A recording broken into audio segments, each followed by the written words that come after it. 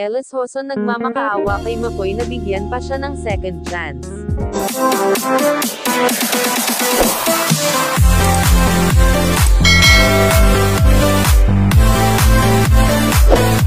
Matapos kumalat ang balitang nahuli ni McCoy de Leon ang partner niyang si Ellis Hoson at Joshua Garcia na magkasama umanong nagmamall noong Star Magical Christmas 2024, naging trending ito sa buong social media platforms.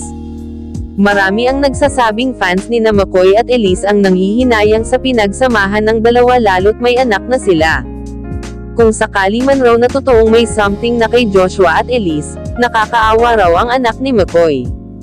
Samantala ayon naman kay OJ Diaz kung totoo raw na may something na kay Ellis at Joshua ang dalawang tao kapag may gagawang anomalya ay kukuha yan ng isang kwarto, ngunit hindi naman raw dahil nagmamol lang. Ngunit mali pa rin raw ang ginawa ni Ellis.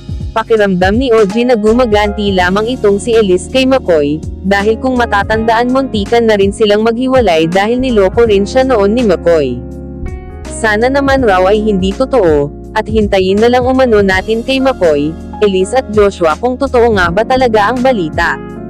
Sa ngayon raw kasi napag-alaman ng source ni OJ Diaz ay itong si Joshua Garcia ay may bodyguard na kahit saan ito magpunta. Simula raw kasi nang malaman ni McCoy na magkasama ang partner niya at si Joshua ay may sinabi raw itong hindi maganda na maaaring may mangyari sa aktor na si Joshua.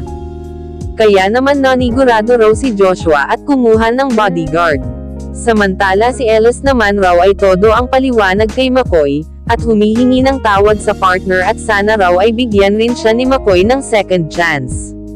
Kaya naman mga kachika hintayin na lang natin ang pag-amin nila sa publiko kung may katotohanan nga bang may something sina Ellis at Joshua Garcia.